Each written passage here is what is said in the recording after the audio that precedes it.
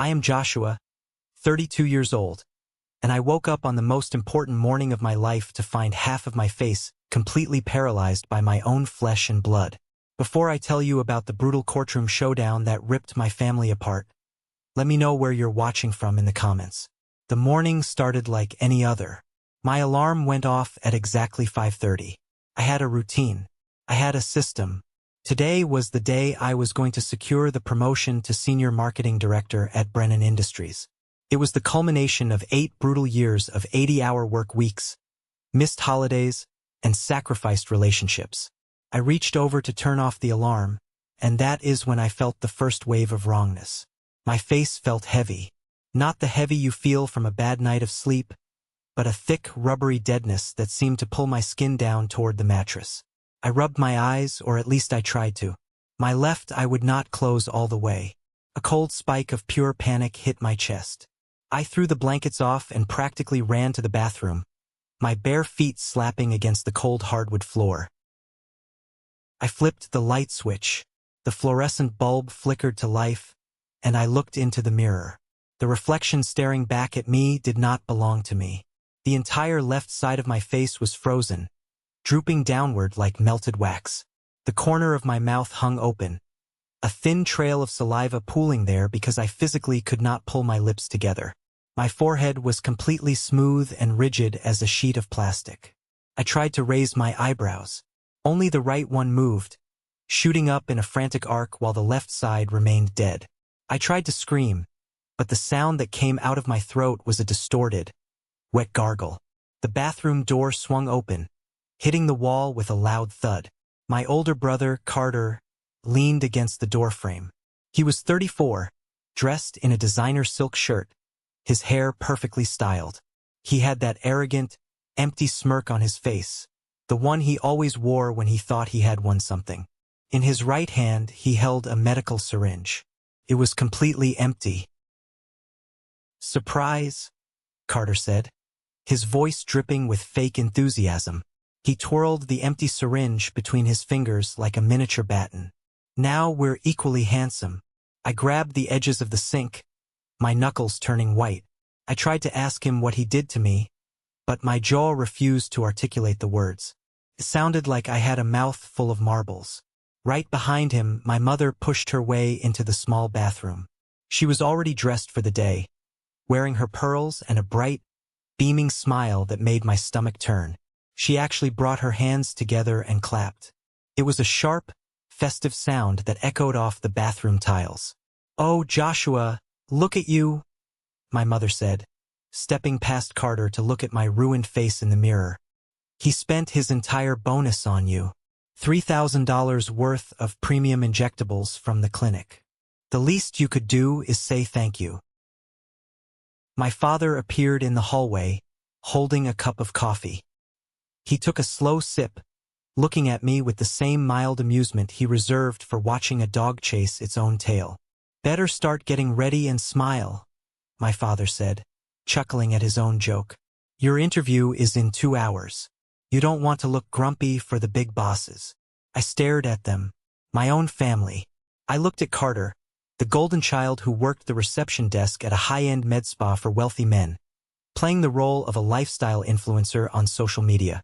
I looked at my mother, who had always treated Carter like a prince and me like the hired help. I looked at my father, who enabled every single piece of this toxic dynamic. They had broken into my apartment. They had a spare key for emergencies, a key I was currently cursing myself for giving them. Carter had sneaked into my bedroom while I was dead asleep and injected my face with a massive dose of stolen chemicals. My heart hammered against my ribs like a trapped bird. The left side of my vision started to blur because I could not blink away the dryness. I pointed a shaking finger at the hallway. I gathered every ounce of air in my lungs and forced the words past my paralyzed lips. "Get out," came out slurred, thick, and ugly. My mother's smile vanished instantly. Her eyes narrowed into resentful slits. "Excuse me? Are you seriously throwing a tantrum right now? Your brother stayed up all night planning this to help you look presentable for once. You always look so tired and stressed. We try to help your career, and this is the thanks we get. You ruined my face? I managed to force out, the effort making my throat burn. Oh, stop being so dramatic, Carter scoffed, tossing the empty syringe into my trash can. It will settle in a few days. You needed it. Your skin was a disaster. Consider it an early Christmas gift. We are leaving, my father announced, turning his back. Let him wallow in his ungratefulness. Come on, Eleanor. Come on, Carter. They walked out. I heard the front door open and slam shut, the lock clicking into place. The silence that followed was deafening. I stood alone in the bright bathroom, staring at the monster in the mirror. I reached up and touched my cheek. Felt numb, alien. I walked out of the bathroom and looked at my phone on the nightstand. The screen lit up. 7:30. The final interview panel with the CEO of Brennan Industries was scheduled for 9. I had 2 hours. I sat on the edge of the bed, the mattress sinking beneath my weight.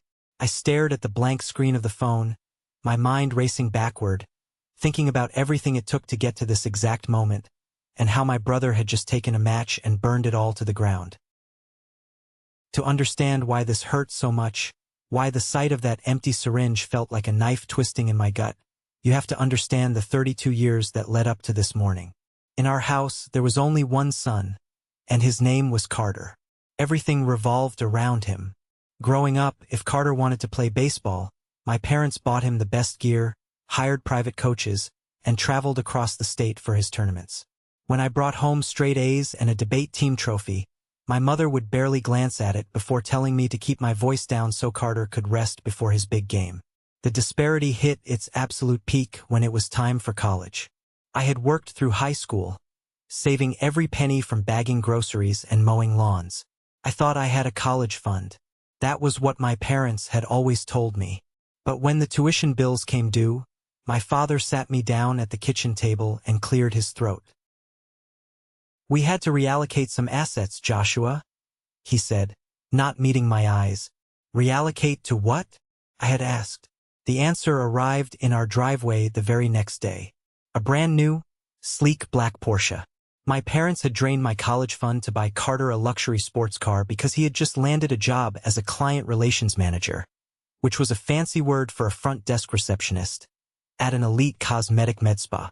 My mother insisted that Carter needed to project an image of wealth and success to fit in with his wealthy clients. My education was deemed less important than my brother's aesthetic. I did not argue. I packed my bags, took out a mountain of student loans, and moved out. I swore to myself that I would build a life so solid, so undeniable, that their favoritism would never be able to touch me again. That was how I ended up at Brennan Industries. I started at the absolute bottom. I was the intern fetching coffee, organizing file cabinets, and staying until midnight to double-check spreadsheets that nobody else wanted to look at. While Carter was busy building his social media presence, taking selfies with the Porsche and buying fake followers to boost his influencer status, I was grinding my way up the corporate ladder.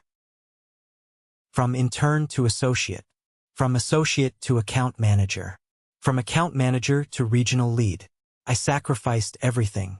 I missed my best friend's wedding because of a product launch. I ended a 3-year relationship because I simply did not have the time to be a decent partner. My entire identity was wrapped up in the work, and it was finally paying off. The senior marketing director position opened up. It was a massive promotion.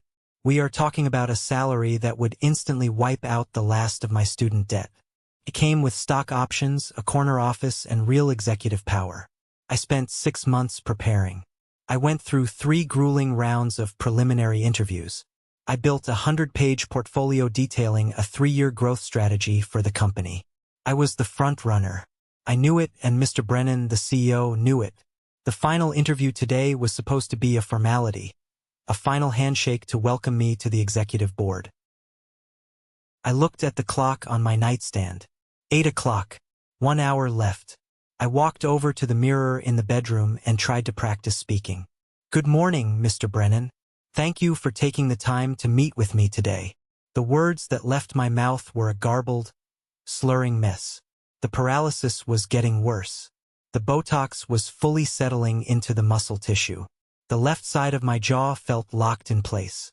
I tried to stretch my mouth, massaging my cheek with my fingers, trying desperately to wake the nerves up. Nothing worked. Felt like I was rubbing a piece of thick rubber. I realized with a sickening drop in my stomach that I could not go into that boardroom. I looked like a stroke victim, and worse, I sounded completely incomprehensible. If I walked in there looking and sounding like this, I would not project leadership. I would project chaos. I picked up my phone. My hands were shaking so badly I dropped it twice on the carpet before I could unlock the screen. I found the contact for the executive HR coordinator who handled Mr. Brennan's schedule. I hit the call button. The phone rang. 1 ring. 2 rings. Every second stretched out into an eternity. I paced the floor, my heart hammering against my ribs, trying to figure out how to explain that my brother had assaulted me with cosmetic chemicals without sounding absolutely insane. Executive office. This is Sarah.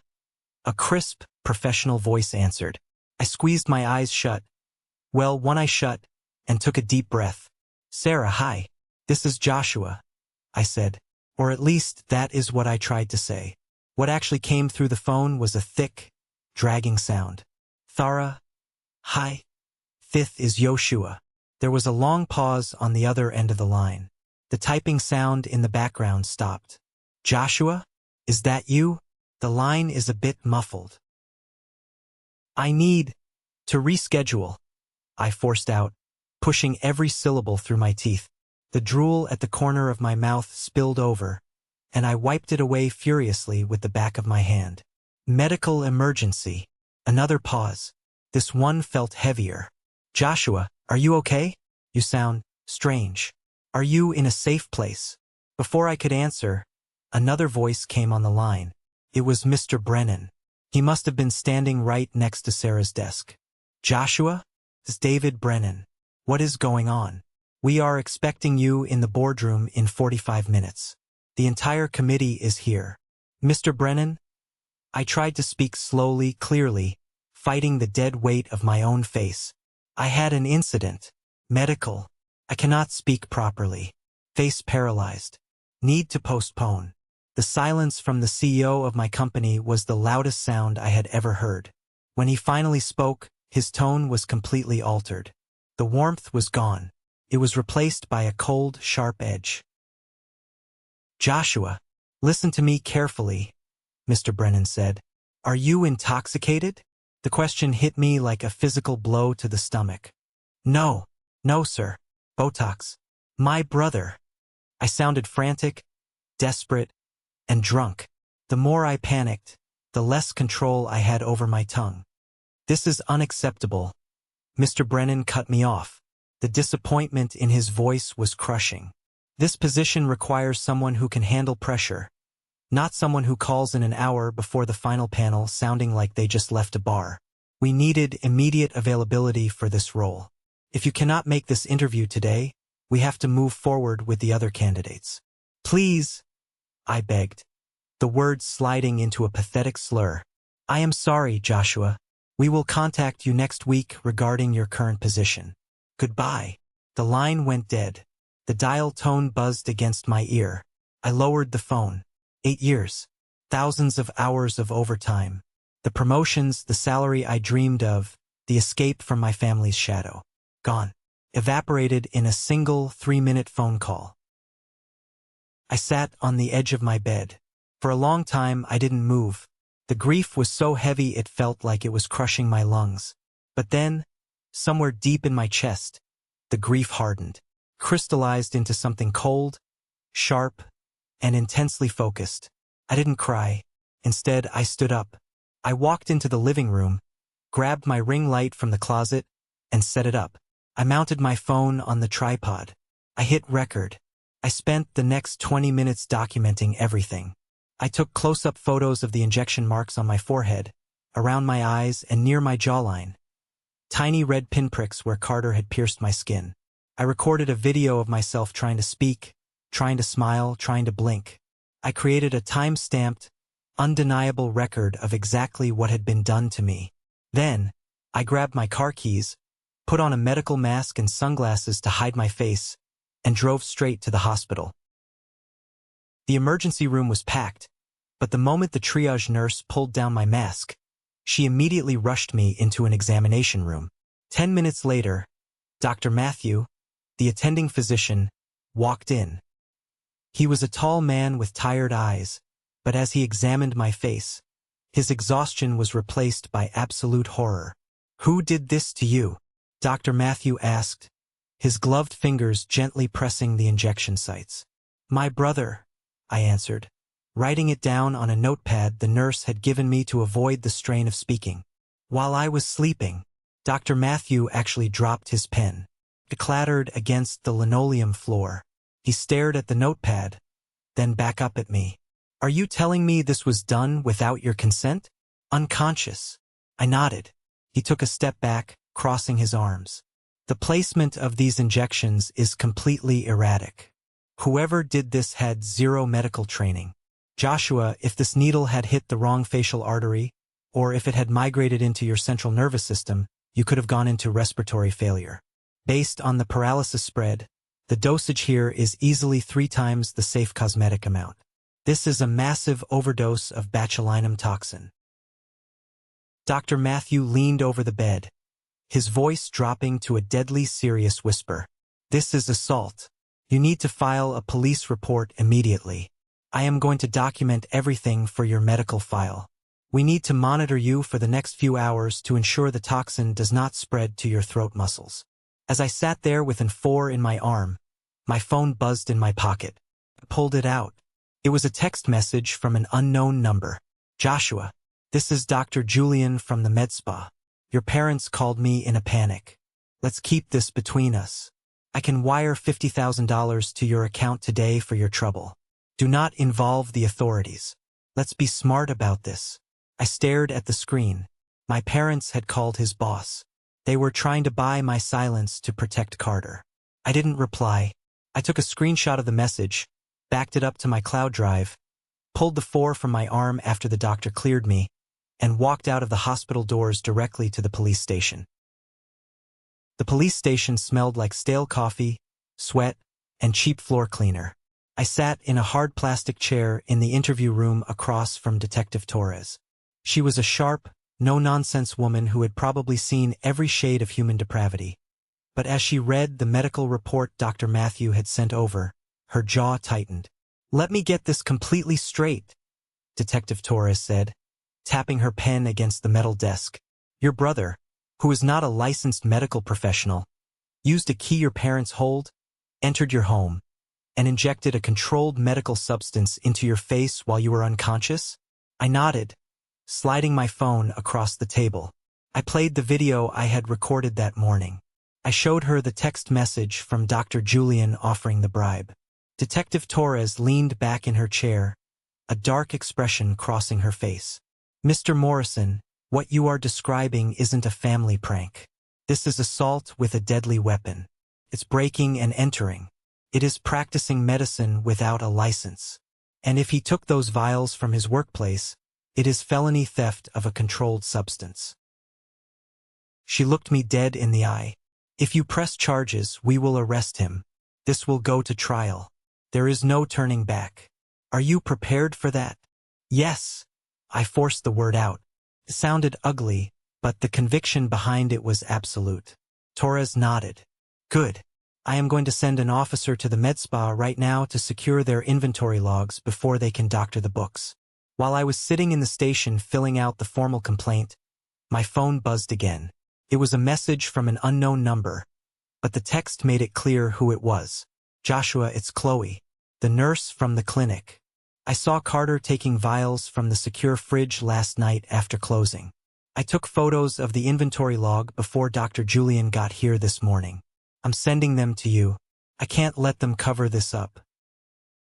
The puzzle pieces were locking into place perfectly. I forwarded the screenshots to Detective Torres. When I finally walked out of the police station, the afternoon sun was blinding. I sat in my car in the parking lot and took a deep breath.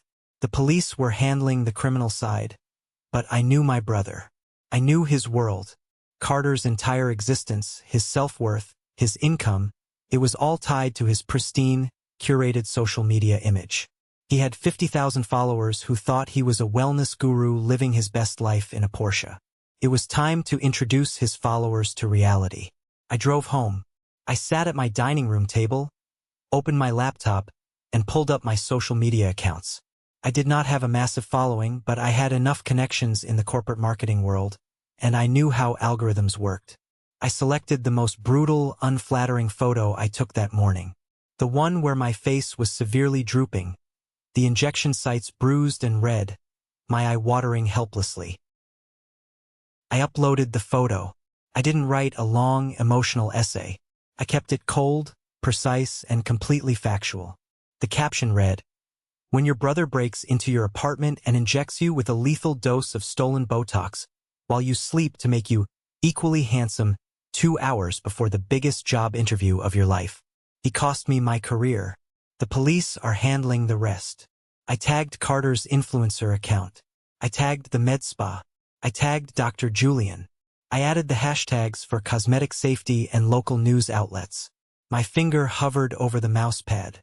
Once I clicked publish, the war was going to go public. My family would be exposed. There would be no quiet Sunday dinners ever again. I clicked publish. Then, I forwarded the formal police report, along with Chloe's inventory photos, directly to Dr. Julian's professional email, copying the state medical licensing board. I sat back and watched the screen. For the first 10 minutes, nothing happened. A few confused comments from former coworkers. But then the algorithm caught it. A prominent anti-botch surgery advocate with 1 million followers retweeted my post. My phone started vibrating violently. Notifications flooded the screen. 10 comments turned into 100. 100 turned into 1,000. People were outraged, horrified, and tagging local authorities. Then the phone calls started. First, it was my mother. I watched her name flash on the screen. I let it go to voicemail.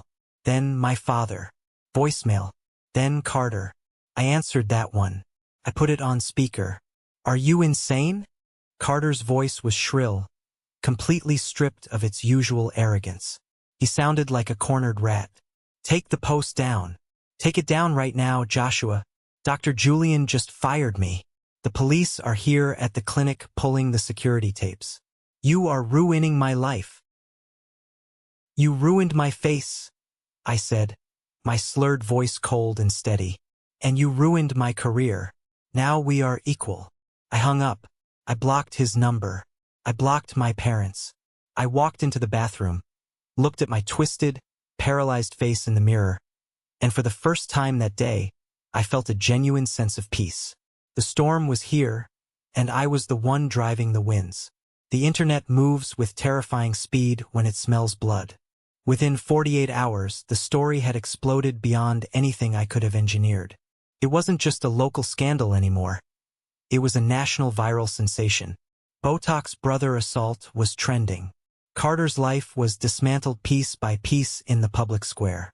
His followers turned on him instantly, flooding his perfectly curated photos with disgust. The boutique fitness brands that sponsored him publicly severed their contracts. The med spa, terrified of losing its medical license, issued a public statement condemning Carter and announcing they were pressing their own felony theft charges against him. For 3 days, Carter was the internet's most hated person. It is an eternity in social media time.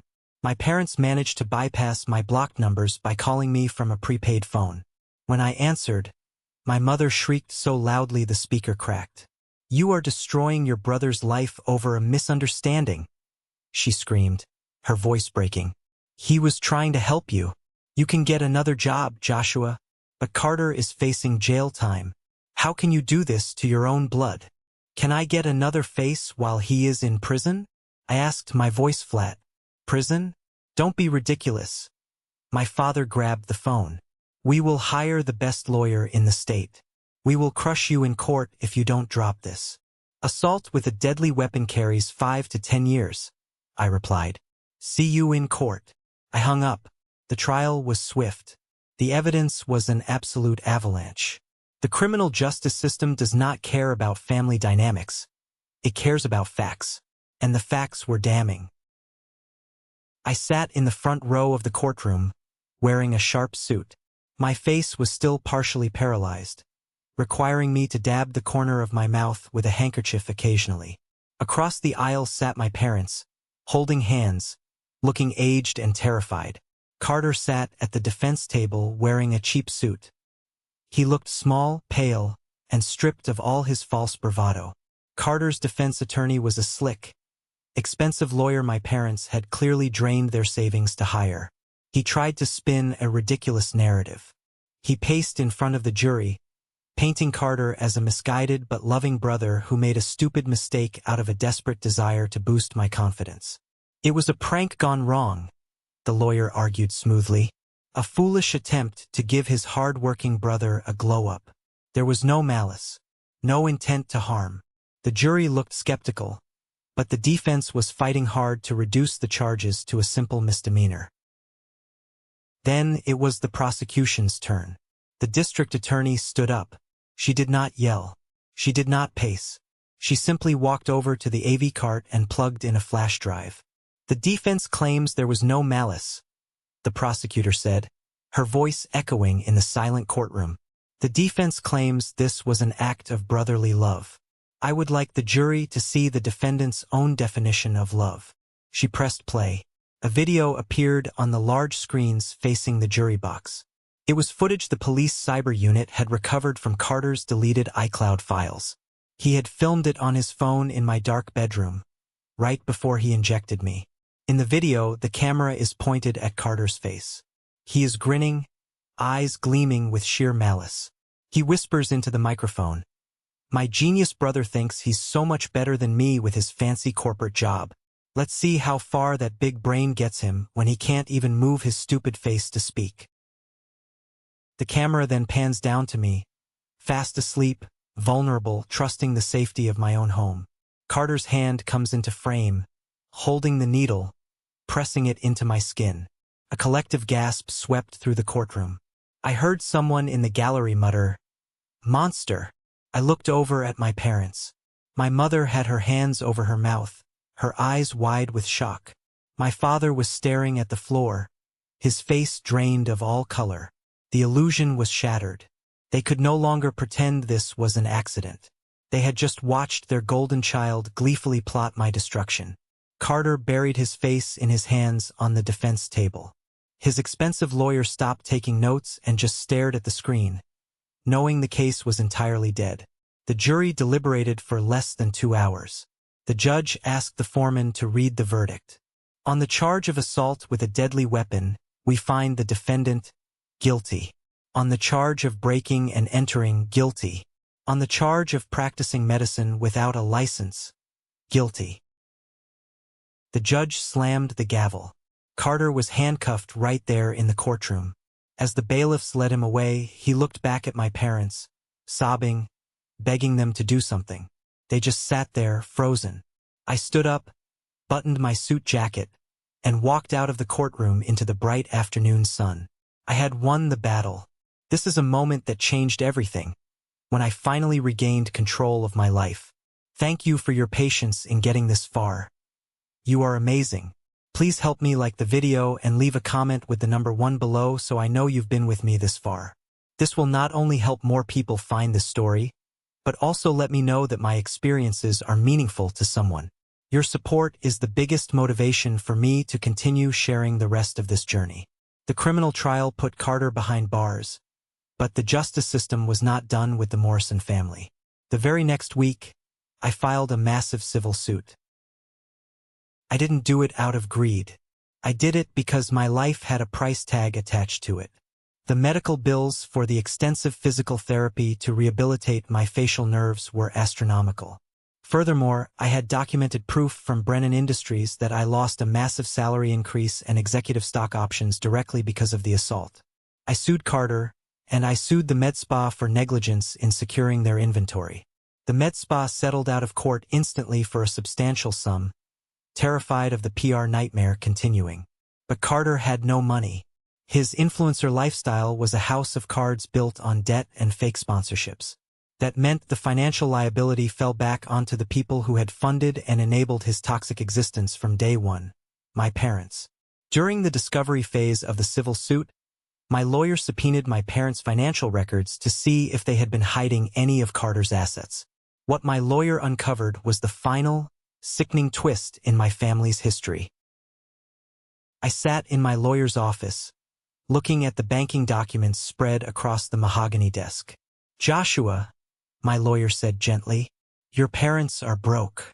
They have been broke for a very long time." "What do you mean?" I asked, carefully sipping water so it wouldn't spill from the weak side of my mouth. "They have a massive retirement fund.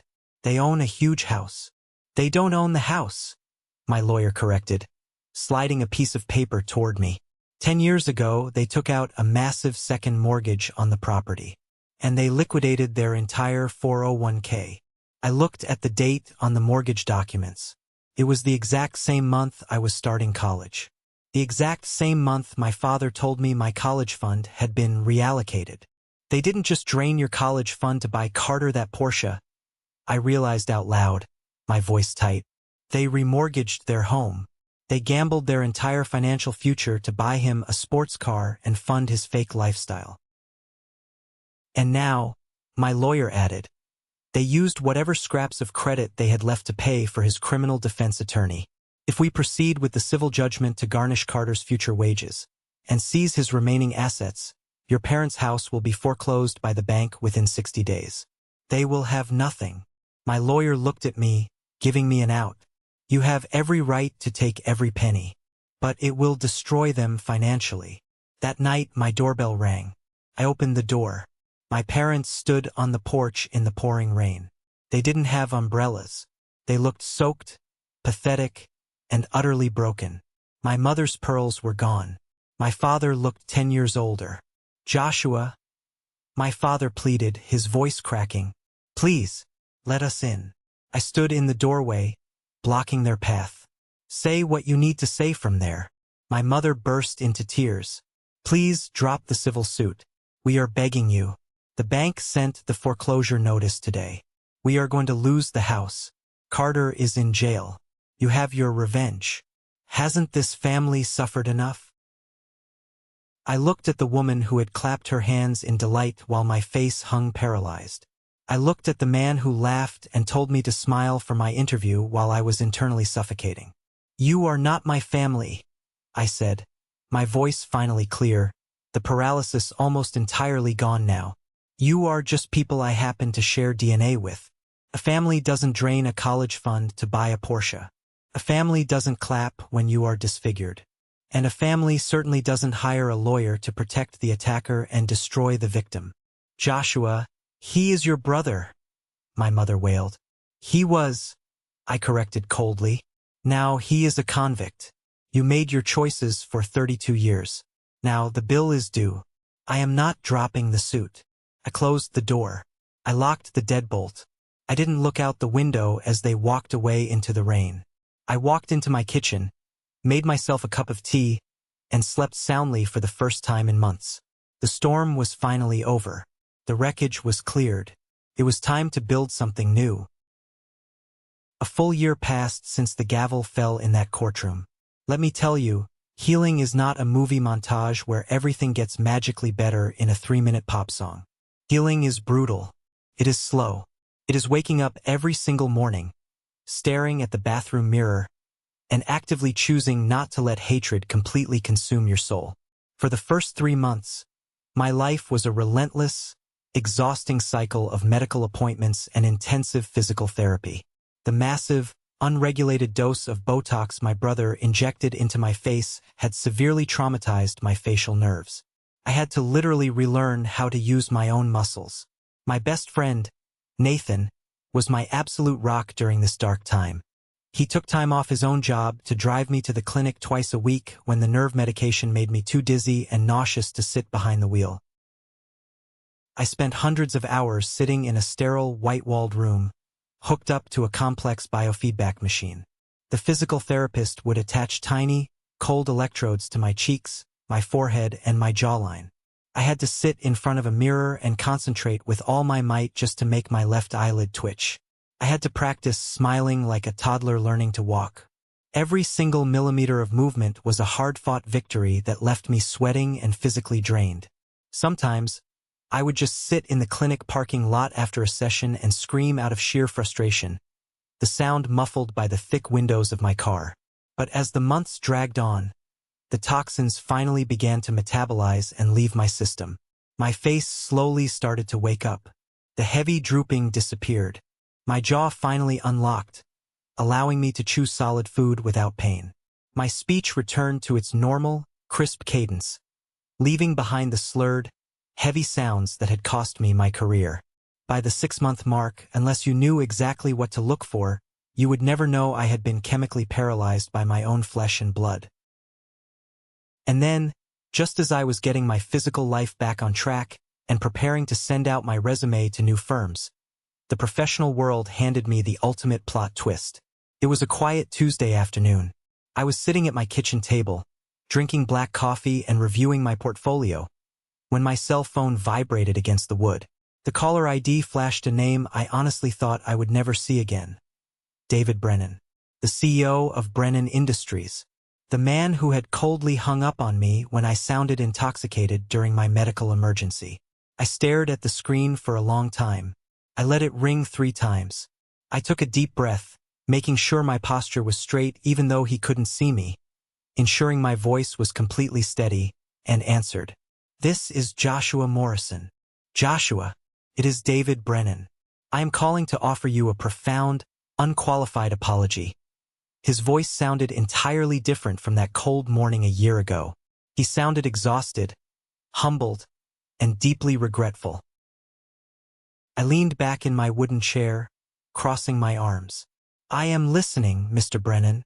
He let out a heavy sigh and went on to explain the absolute disaster that had unfolded at his company over the past 8 months. The man they had hired for the senior marketing director position instead of me, the guy who was supposed to be the safe, immediate, perfect choice, had just been escorted out of the corporate building in handcuffs by federal authorities. He had been caught aggressively embezzling company funds and fabricating quarterly financial reports to cover his tracks. In their frantic rush to fill the position after my forced withdrawal, the executive board had completely skipped the deep dive background check. "We made a catastrophic error in judgment, Joshua," Mr. Brennan admitted over the phone, his tone heavy with corporate regret. "And I made a severe personal error in how I handled your medical emergency. I saw the news articles about your brother's criminal trial. I saw the police reports. I saw what your family did to you. It was unconscionable. I should have given you the benefit of the doubt after your 8 years of flawless, dedicated service to this firm." He paused, and the silence stretched for a few seconds before he delivered the words that changed the trajectory of my career forever. "The senior director position is vacant. The board of directors and I had a long meeting this morning. We want you back. We need you to fix the massive mess this fraudster left behind in the department. And we are willing to highly compensate you for the delay and the mishandling of your situation. A year ago, I would have jumped out of my chair and accepted immediately out of pure gratitude. But I was not that man anymore. I had survived the absolute worst betrayal imaginable. I had the leverage now, and I knew exactly how to use it. Mr. Brennan, I appreciate the transparency," I said, my voice completely level. "But returning to fix another man's criminal mistakes requires a different level of commitment. I want the promotion to senior director, yes, but I require a starting salary that is 30% higher than the original offer. I want a comprehensive signing bonus to cover the income one lost over the past year. I need an ironclad severance package written into my contract, and full executive stock options starting on day 1. There was a brief hesitation on the line, the sound of a CEO weighing the cost of his mistakes. "You drive a hard bargain, Joshua, but given the circumstances and your track record, you have a deal. I will have the legal team draft the contract and send it over by 5 o'clock today." That promotion was finally mine, and let me tell you, it tasted sweeter than I ever could have imagined. Returning to the Brennan Industries building the following Monday felt like a massive victory lap. When I walked onto the executive floor on my first day, wearing a sharp new suit, the entire marketing department actually stood up and applauded. I didn't waste a single second soaking in the glory. I rolled up my sleeves and dove straight into the work, dismantling the corrupt systems the previous director had put in place and rebuilding the team's morale from the ground up. My first major initiative as senior director was something deeply personal. I partnered Brennan Industries with a national medical safety organization to launch a massive, nationwide public awareness campaign about the extreme dangers of unlicensed cosmetic procedures and counterfeit injectables. I didn't hire an actor or a model for the campaign. I used my own story. I used the terrifying, unflattering photos of my paralyzed face that I had taken on my bathroom floor that horrific morning. I stood in front of the high-definition cameras and spoke about the devastating reality of medical spa negligence. I talked about the physical pain, the emotional trauma, and the legal loopholes that allowed unqualified people to handle dangerous toxins. The campaign was a monumental success. It went viral across every major social media platform, but this time for all the right reasons. It sparked intense debates and actually led to new legislation in 2 states to tighten regulations on cosmetic injectables. At the end of the year, our marketing team swept the industry awards. I stood on a brightly lit stage in a tailored tuxedo, holding 3 crystal trophies, looking out at a crowd of industry leaders giving me a standing ovation. With my new, heavily upgraded salary and the massive civil settlement I had won from the med spa, my financial reality completely transformed. I was no longer the struggling guy who had his college fund stolen. I was wealthy, secure, and ready to put down permanent roots. I hired a top-tier real estate agent named Sarah to find me a home. I wanted something quiet, something beautiful, something entirely my own, far away from the chaotic city center. After weeks of searching through premium listings, Sarah called me on a Friday morning with a highly exclusive property. It was a stunning, modern 4-bedroom house with a sprawling, meticulously landscaped backyard, located in one of the most prestigious suburban neighborhoods in the state. I drove out to see the property on a bright Sunday morning. The house was absolutely perfect. It had a massive chef's kitchen with marble countertops, floor-to-ceiling windows that let in rivers of natural light, and a master suite that looked like a 5-star luxury hotel. I walked through the empty rooms, listening to my footsteps echo on the hardwood floors, feeling a profound sense of peace. "The backyard is the real selling point," Sarah said, leading me out through the sliding glass doors onto a beautiful stone patio. I stepped outside, taking in the fresh air, looking at the tall privacy fences and the lush green grass. But as I walked toward the edge of the property line to inspect the wooden fence, my blood suddenly ran cold. I stopped dead in my tracks. I looked across the fence at the house right next door. I knew that house. I knew the specific shade of faded blue paint on the window shutters. I knew the shape of the overgrown oak tree in the front yard. I knew the exact crack in the concrete driveway. It was my parents' house, or rather, it used to be. The front lawn, which my father used to obsessively mow every Saturday, was completely dead and brown. The windows were dark, the curtains drawn tight, and hammered deeply into the dry dirt near the mailbox was a massive, bright yellow sign that read, "Foreclosed bank owned." The bank had finally taken it. The crushing weight of Carter's criminal defense lawyer fees, combined with the catastrophic financial ruin of my civil lawsuit, had pushed them completely over the edge. They had lost the very home they had secretly remortgaged to buy Carter his luxury lifestyle. The house they had prioritized over my college fund was gone. I stood on the beautiful stone patio of this million-dollar property, looking at the decaying ruins of the toxic kingdom I had finally escaped from. The absolute poetry of the moment, the sheer cosmic justice of it all, was almost too perfect to believe. It was as if the universe had guided me exactly to this spot to show me the final score. I turned to Sarah, my real estate agent. She looked concerned by my sudden silence. "Is everything okay, Joshua?" she asked. I looked back at the foreclosed house, then at the beautiful home behind me. "Everything is perfect. I will take it. Full asking price. All cash. Let's get the paperwork started today." Moving day was an absolute triumph. I hired a premium moving company to handle every single detail. I stood on the pristine, sweeping driveway of my new estate, holding a cup of premium dark roast coffee, watching a team of professional movers carefully carry my new, expensive furniture through the grand double doors.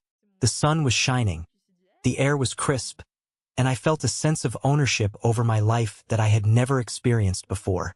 That is when I saw her, a rusty, beat-up sedan, its exhaust sputtering loudly, pulled up to the curb of the foreclosed house next door. The engine died with a rough clatter. The driver's side door creaked open, and my mother stepped out. I barely recognized the woman standing on the sidewalk. The arrogant, pristine woman who used to wear expensive pearls and host extravagant neighborhood dinner parties to show off her golden child was completely gone. She looked withered, frail, and aged 20 years in the span of 12 months. Her hair, once perfectly dyed and styled, was graying at the roots and pulled back into a messy knot. She was wearing a faded, oversized sweater, and her posture was heavily slumped. She had come to collect the last few boxes of worthless junk the bank had allowed them to leave on the curb before the property went to auction. She bent down to pick up a damp cardboard box. As she stood up, she glanced over at the commotion happening at the luxury estate next door. She saw the moving trucks. She saw the expensive furniture. And then, her eyes locked onto me, standing in the driveway with my coffee. She froze completely. The cardboard box in her hands slipped from her grasp and dropped to the sidewalk, hitting the concrete with a dull thud. Old photo albums and cheap trinkets spilled out onto the dirty street. She walked slowly toward the property line, her steps hesitant, stopping right at the edge of my freshly manicured green lawn. Her eyes darted wildly from my perfectly healthy, expressive face, to the tailored clothes I was wearing, to the massive, stunning house behind me. "Joshua," she whispered. Her voice was trembling violently, carrying a thick mixture of profound shock, exhaustion, and deep, unyielding bitterness. Is this your house?" "It is," I replied calmly, not taking a step toward her. I took a slow sip of my coffee. Her face contorted into an ugly, familiar mask of resentment. The victim mentality that had ruled her entire life flared up instantly. "How could you? Of all the houses in this entire state, you buy the one right next to our ruin? Are you enjoying this? Living here, rubbing your money and your promotion in our faces while we suffer? Your father couldn't handle the stress of the bankruptcy. We are going through a messy divorce. I am living in a cramped, miserable one-bedroom apartment across town. Is this what you wanted?" I looked at her. I searched my chest for a spark of sympathy, a shred of guilt, or even a flash of anger, but I found nothing. I just felt a cold, absolute clarity. The emotional chains she had wrapped around my neck for 32 years were completely shattered. "I am not rubbing anything in your faces, Eleanor," I said, intentionally using her first name to sever the final maternal tie. "I am simply living my life, the exact, beautiful life I built with my own two hands and my own intellect after you and your golden child tried to permanently destroy it. You chose to inject poison into my skin while I slept. I chose to inject truth into the world. You gambled your entire life on a vicious, empty shell of a son, and you lost." She flinched as if I had physically struck her across the face. "We are your family, Joshua. We are your blood. You cannot just erase us." "No," I corrected her, my voice unwavering and hard as steel. "You were my relatives. Biology is nothing but a genetic accident. Family is a choice. A real family does not drain a son's college fund to buy a sports car for a spoiled brat. A family does not clap their hands in delight when you are disfigured and terrified. A family does not hire a cutthroat lawyer to protect a violent attacker and destroy the victim in a courtroom. You made your choice every single day for 3 decades, and now you get to live with the consequences of those choices alone." She stood there, shrinking under the crushing weight of her own undeniable guilt. She looked down at the spilled photo albums on the concrete. "Carter wants to apologize," she said weakly, her voice cracking, grasping at the final, pathetic straws of her delusion. "He was released on parole last week. He has to wear an ankle monitor. He can't get a decent job because of his felony record. He is working the night shift at a customer service call center. He wrote you a letter. Please, Joshua, just read it. I looked at the woman who had enabled my abuser, and I felt absolutely nothing but a mild desire for her to get off my sidewalk. You can tell Carter that he is welcome to send me that letter, I said, turning my back to her. And I might actually open it on the exact day he pays off the remaining $200,000 he owes me in civil restitution from his minimum wage salary. Based on the math, that should take him about 15 years. Have a nice life, Eleanor. I didn't wait for her response. I didn't watch her cry. I walked up my driveway, stepped through the massive front doors of my home, and closed them firmly, shutting out the toxic past forever.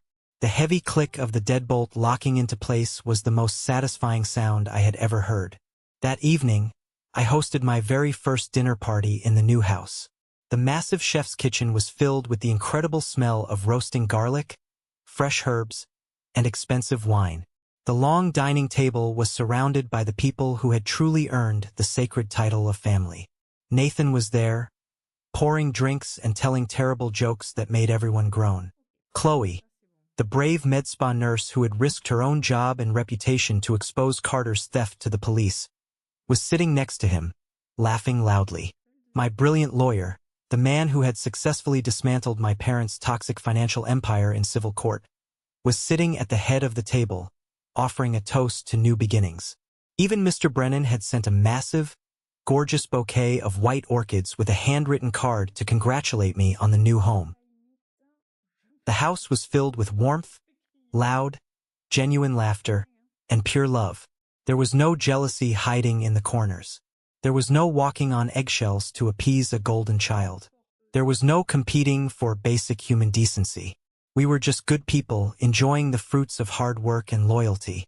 Late that night, long after the last guest had hugged me goodbye and driven home, the house settled into a peaceful, heavy quiet. I walked into my master bathroom to get ready for bed. It was a beautiful space, all gleaming white marble, polished glass, and warm, soft lighting. I stood in front of the massive vanity mirror. It was the exact same scenario as that nightmare morning a year ago. A man standing alone in a bathroom, looking at his own reflection. But this time, the reflection belonged entirely to me. I leaned closer to the glass. I looked closely at my face. I raised my eyebrows. Both of them shot up perfectly, the muscles responding instantly to my command. I squeezed my eyes shut, tight and strong, holding them for a second before opening them wide. And then I smiled. It was a massive, genuine, ear-to-ear smile. It wasn't forced. It wasn't practiced for a biofeedback machine. It was pure joy. Every single muscle, every nerve ending worked in perfect, flawless harmony. The movement created deep, highly visible laugh lines around the corners of my eyes and the edges of my mouth. They were the exact wrinkles Carter had tried to violently erase with his stolen poison. He thought he was bringing me down to his pathetic level. He thought he was making us equally handsome by turning me into a paralyzed, drooling monster so he could shine brighter. But all his cruelty did was set the stage for me to rise so incredibly high that my former family could not even see me from the absolute bottom of the miserable pit they dug for themselves. I reached up and gently traced the laugh line near my left eye with my index finger. I earned these lines. They are not flaws. They tell the most beautiful, undeniable story of all. They tell the story of a man who was pushed to the absolute brink, who lost everything in a single morning, and who fought his way back to the top. They tell the story of survival. That brings us to the end of my story. But before you click away to another video, I want to take a moment to talk about the real lesson hidden beneath all the dramatic courtroom battles, the lost college funds, and the corporate promotions. Society places a massive, often suffocating burden on the concept of family. We are heavily conditioned from a very young age to believe that blood is thicker than water. We are taught that we must forgive our relatives infinitely, no matter how terribly they treat us, and that walking away from family is the ultimate moral failure. My terrifying experience taught me the exact opposite. Toxicity does not suddenly get a free pass just because it shares your DNA. Abuse, manipulation, and profound jealousy do not become acceptable just because they happen at a Thanksgiving dinner table instead of a dark alley with a stranger. The most empowering, life-altering decision you will ever make in your life is realizing that you have the absolute, fundamental right to curate the people who have access to your energy and your life. Setting firm boundaries is not an act of cruelty. It is a vital act of self-preservation. When you finally stop pouring your soul, your time, and your love into a black hole of people who flat out refuse to value you, you suddenly have all this incredible positive energy left to build a life you actually love. You get to choose your real family based on respect, loyalty, and mutual support. Never let anyone guilt-trip you into staying in a room where you are treated like a burden instead of a blessing. Your life, your success, and your peace of mind are worth protecting at all costs. I would love to hear your thoughts on this. What was your biggest takeaway from my journey? Have you ever had to set a difficult boundary with someone close to you, maybe even a parent or a sibling? Share your perspective and your own stories in the comments below. Or, if you simply agree with the message, just drop the word "good" in the comments so I know you made it to the very end and that these life lessons resonated with you. Your support means the world to me. Stay strong, protect your peace, and I will see you in the next video.